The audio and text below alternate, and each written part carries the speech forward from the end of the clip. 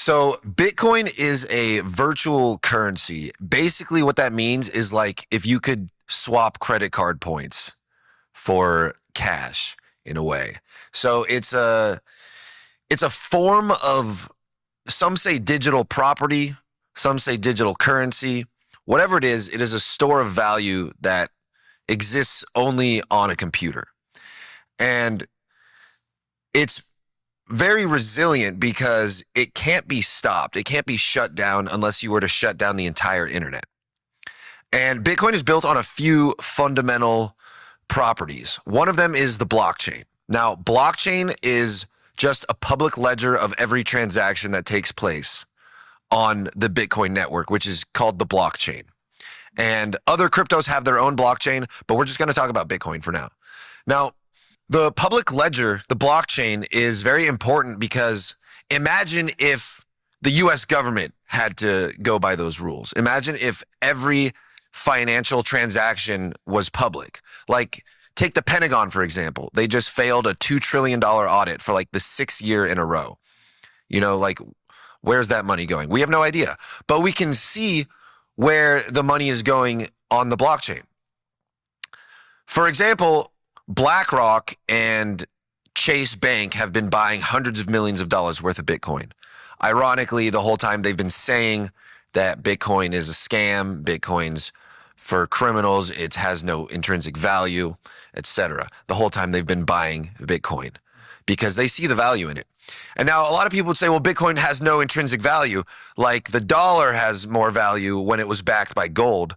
But what intrinsic value does gold have? If you are trapped on an island with no food and you have 10 kilos of gold, what good is that going to do you? So it's important to really take a look at what value is. And value is essentially what you're willing to pay, and that's determined by the market, which is me and you and what we're willing to pay. So what people ascribe value to becomes valuable.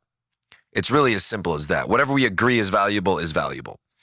Now, enough people have agreed Bitcoin is valuable for it to be worth about $70,000 per Bitcoin. And there's no people that have gotten into Bitcoin and made money and were like, you know what, this isn't for me. I'm going to give up on this. It's only growing.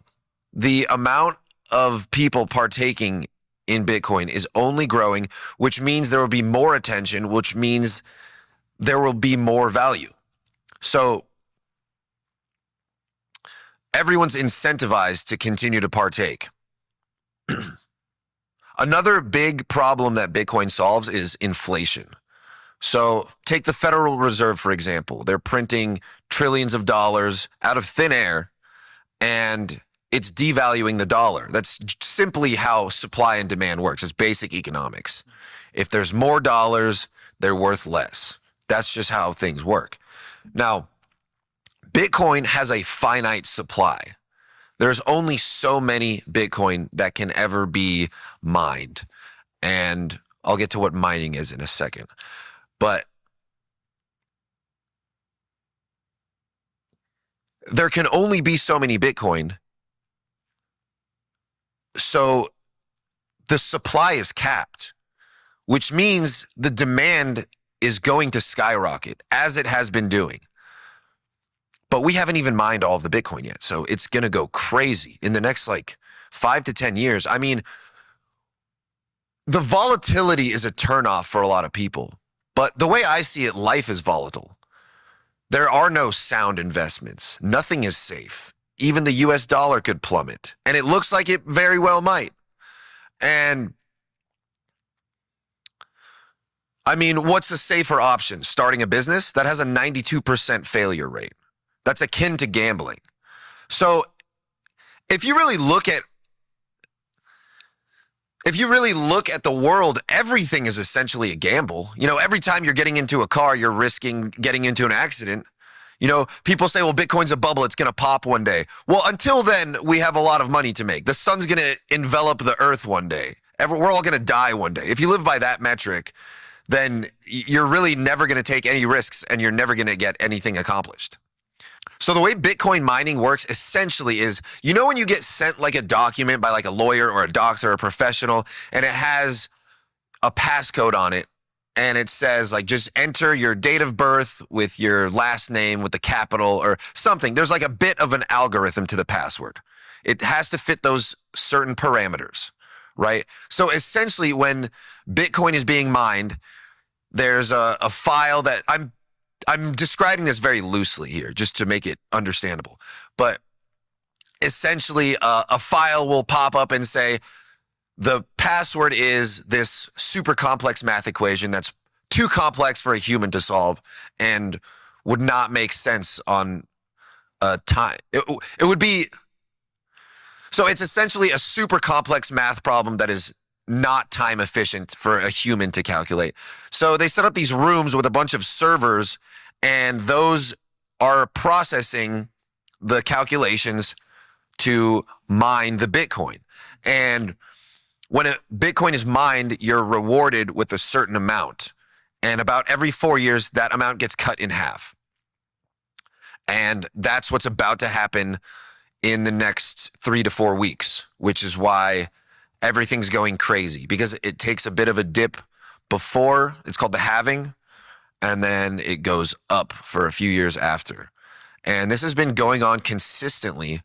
If you look at the charts, it's been happening on a rather predictable basis. So Bitcoin was invented initially by Satoshi Nakamoto. Now, nobody knows who that is. That's crazy. Bitcoin is the biggest disruptor in the history of the world, and nobody knows who made it. Now, there's a lot of theories. Satoshi Nakamoto, some people say, is the biggest tech giants in Japan. Samsung, Toshiba, Nokia, Motorola combined together. Some people think it's a group of programmers. Some people think it's some guy who died. There's a lot of speculation. I've heard Dan Pena say it's Putin. Nobody really knows. And yeah, that's kind of scary. And the biggest concern with Bitcoin is market manipulation, I see. Like, BlackRock has been trying to essentially buy up the entire world, and Bitcoin is part of that. So that's why they've actively been saying, that's why BlackRock has been actively speaking out against Bitcoin, because they want everyone to sell it so they can buy it up, raise the price, and then sell it back to everyone. So it's a whole psyop. What do you think is BlackRock's ultimate motivation, if we can get a little conspiratorial? They want to own the world. You will own nothing, you'll be happy. They own everything. Everyone's on a rental basis. The subscription model is widely agreed to be one of the best business models. So essentially, they just want to get the world on a subscription to life while they retain the ownership, and every new soul that's spawned in this realm becomes a lifelong customer, whether they like it or not. What is layer? What is layer 1, layer 2? What do layers mean inside of crypto? So layer 1 is essentially Bitcoin and Ethereum, the main like big ones that they have value in that the accessibility and easiness to send funds. Those were the OGs, the original cryptos, that the infrastructure is pretty much based on those for all the other coins. And then the L2s are like smaller projects and little startups or big startups, newer coins. Basically, there's value behind the layer 2s. And then layer 3s are pretty much just shit coins and meme coins, which have absolutely no value other than the entertainment of, I'm trading Navudia and Tesla. Like, there's a whole thing on the Solana chain, which is another crypto. Solana, I'm not sure. I think that would be considered a layer 2. But I think Solana is going to blow up pretty soon, because the Ethereum is traded on, you have to pay gas fees, which like just to make a transaction could cost you like $60, which is insane. And Solana doesn't have that. So it's superior to Ethereum in that way. And Bitcoin is really slow. So if I send you some Bitcoin, it could take up to like 30 minutes to an hour for you to receive it. Whereas Ethereum's faster but more expensive, and Solana's faster and cheaper. So we're gaining progress throughout all these crypto projects. Is it possible for layer 2 to become a layer 1? I don't know. Okay. So you have a pretty crazy story, Eli. So talk about it. What is your story? Tell everyone about your story.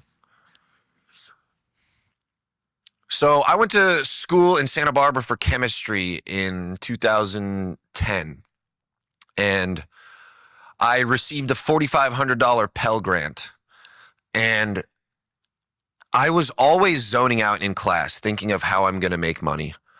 And I came up with a few ideas. One of them was Amazon FBA, and I found out about Bitcoin just through researching random stuff on the internet. And I downloaded this app where it was just a ticker for the price. And I kept seeing the price go up and up and up.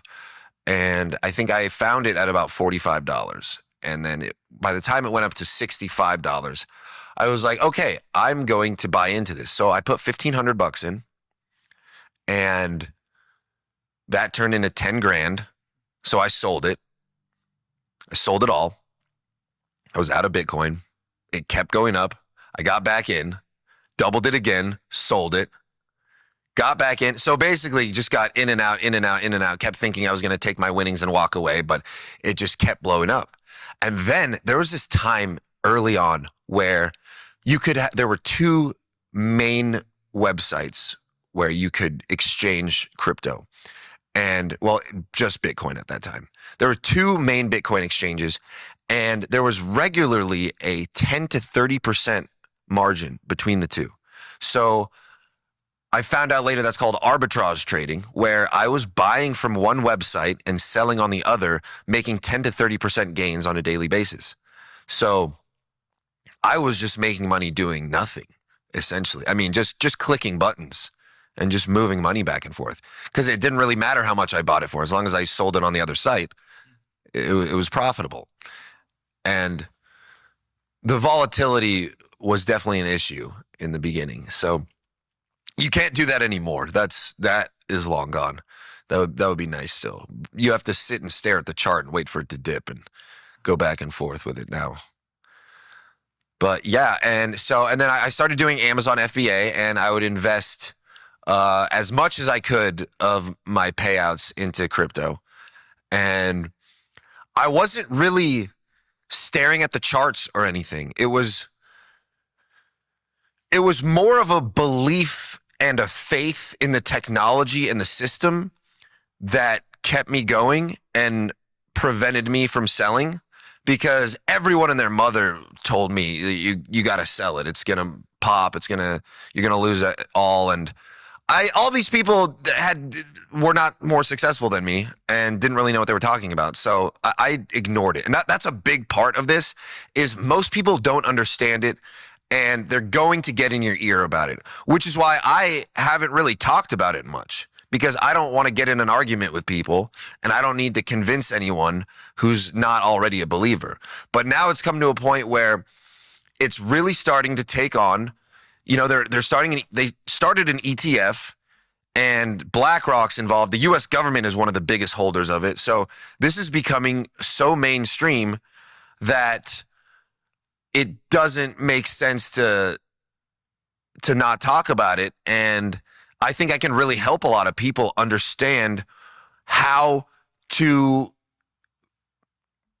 safely buy and store this stuff, and why you should, and why it's a good investment, and how it's probably the best investment you could possibly make, especially long term. Because I mean, if you're thinking about having a family, like Bitcoin's going to be around forever. As long as there's internet, there's going to be Bitcoin. If you don't believe in Bitcoin, then you don't have faith that the internet is going to last. And are we going to get hit with an EMP and get sent back to the Stone Age? I mean, if that does happen, you have bigger problems. You have bigger problems than losing your Bitcoin if the entire internet goes down. So, well, fast forward a few years later, I spent the majority of my 20s traveling the world. I went to 25 different countries and counting. And now I spend most of my time training martial arts, doing stand-up comedy, making music, making rap albums. Like, my fun and how I spend my days is creating and just doing cool shit that I wanted to do since I was 12, you know? So am I successful in any of those endeavors? Not really, but I've had the freedom to do it because of the opportunities I created for myself in crypto. And like, I'm at a point where I could be doing anything I want in life and money wouldn't help any of my problems. And I am doing everything I want in life. Every day I do exactly what I want and always strive to maximize my potential and increase what I'm capable of. And I mean, looking back, I can't imagine had I spent the last decade at an office job or any job just working for someone else, because I have a lot of vision and dreams on my own, and it was very important for me at a young age to free myself financially so I could chase these goals. What do you got? Oh, okay. I was So you probably heard a lot about meme coins and people making like 10,000x on their investment. And well, I wouldn't really call it an investment. I think buying Bitcoin and Ethereum is an investment, and a great one at that. Bitcoin is the best performing asset of all time. But when it comes to meme coins, your odds of making money on that are pretty low. But if you do win, you will win big. And I do not consider layer 3 meme shitcoin trading as an investment. That is gambling. Now, is it a good idea to gamble? I mean, if you know what you're doing, you can be pretty safe about it because the same rules apply to stock trading. And if you know anything about market cap and liquidity and all that stuff, then you can really set yourself apart from the competition and you can find success in that meme coin stuff. Now, I don't advise it, but if you're killing it on the layer ones like Bitcoin and Ethereum and making a lot of money on other coins, and you've got some to play with, I mean, it can be a fun game. It really can. And it's so silly too, because the whole crypto community is kind of like making fun of the existing financial institutions, which I'm not sure if that's a good idea. I don't know if you want to piss them off, but also, like I said, you can't stop Bitcoin, but you can come after people. So I don't know. It's we're entering the Wild West, the gold rush. These are uncharted times where, you know, the future is so bleak and dark in so many ways, with government control and surveillance and tyranny and inflation and sickness. And it just seems so hard to make money right now. But the easiest way to make money is trading a coin called Retardio or something. or Elon Musk. Like, there's a whole subsection of Solana meme coins that are named after prominent political or celebrity figures with their names spelt dumb and wrong, with a cartoon of them looking dumb. And the whole thing is stupid. It's so stupid. But I mean, just like TikTok, you know, the first time I saw TikTok and the people doing the little dances and stuff and the ice bucket challenge, I was like, this is retarded. But look at all those people now. They're all making money. So at a certain point, you have to accept the future and drop the grumpy old grandpa outlook. You know, like, oh, the kids these days. Well, the kids these days are making money. So if you want to make money, you got to hop on the retard train. Here, I'm gonna move this real quick. Oh, is that in my shot the whole time? Yeah, but Fuck. it's all right. It's all right. I mean, it's We in, can 16-9 it, you thinking? yeah. Okay, so how much do you need? Like, okay, if you could, if there was another version of yourself, right, but 10 years younger, and you could just train him, what would be a quick start game plan? Like nowadays, like right now, one, is it still possible, do you think, to do what you did and still have that success years from now? And two, what would be that quick start game plan if you could, how much money would you recommend? What's the minimum amount of money maybe you could start with? So step one to investing in crypto is to have money. So if you don't have money to invest, you cannot make money off crypto. That's just how it works. It takes money to make money. You can start with a small amount of money and trade that and leverage that up. Is it still possible to make the kind of profit on Bitcoin that I did within the last decade?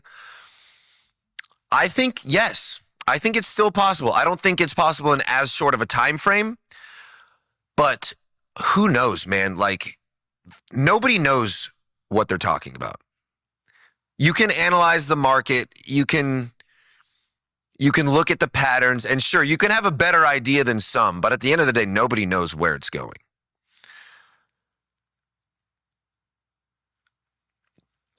But I mean, if you have as little as $500, I mean, I would put that away. I mean, it is entirely possible to just buy $10 worth of Bitcoin. You can do that.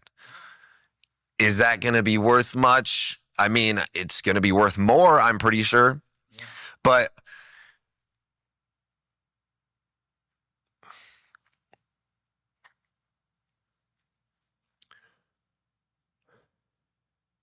the way I see it,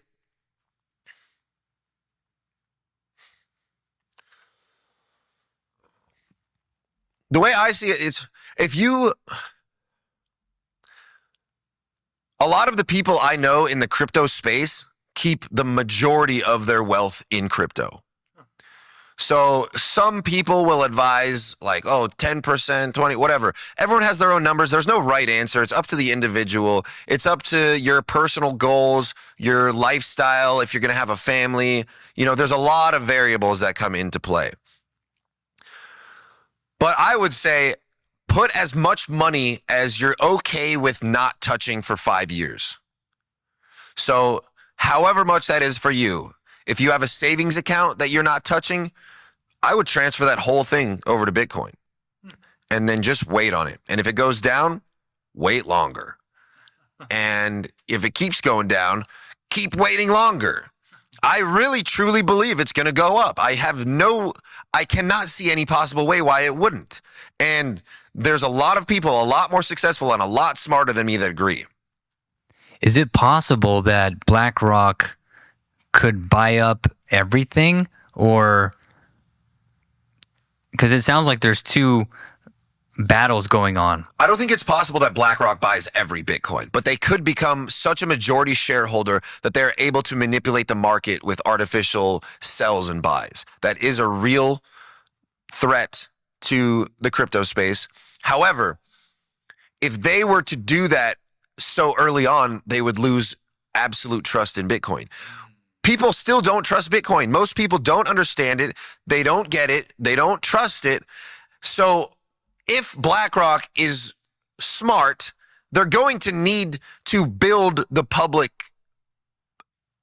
They're going to need to build the public trust and public reputation for Bitcoin. So it's going to have to have like a 5 to 10 year really solid upward trend to gain the public acceptance before they're to tank some stuff. And again, long term, the sun's going to blow up, long term, BlackRock's can pop the bubble probably and then make a bunch of people broke and then build it back up again. But if you're paying attention, you can see this stuff. You can see everything that's going on the blockchain because it's a public ledger, which is the purpose of the blockchain. So it's not like stocks where there's insider information and there's things being passed. I mean, if BlackRock chooses to just sell everything in one day, that could tank the price pretty good. But so, yeah, I mean, there's definitely threats here. This is not safe. This is not secure. And honestly, I think price volatility is the least of your worries. I think the biggest concern in crypto is keeping your assets safe and away from hackers and phishers, because there are teams of people working around the clock to steal everything you got. And all you have to do is not let them. And I've learned the hard way in a lot of times on what not to do. And some of that involves not keeping your money on exchanges. An exchange can be hacked. What is an exchange? So an exchange is like Coinbase or Kraken or Crypto.com. Robinhood too, yeah. So the money stays on the exchange. With Robinhood, I mean, we saw when GameStop blew up, remember when everyone was buying it and then they just stopped allowing you to sell? That lost me a lot of money. I was pissed because I couldn't sell. You were affected by that? Yeah. I probably lost out on like $6,000. So when you keep your money in an exchange, Bitcoin is essentially an alternative to banks. All you need is an electronic device and internet connection to use Bitcoin. You don't need a mailing address and an ID and a starting deposit and all this stuff that you need for banks. There's no monthly fee. You can send easily anywhere around the world 24/7 within 30 minutes, not as instant as some of the newer coins. But it has made money accessible to everyone. And there's kids in third world countries now feeding their village off of meme coins. Wow.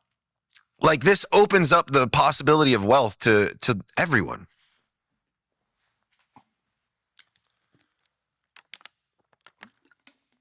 What was I talking about before that? It's opened up the possibility of wealth. No, before that.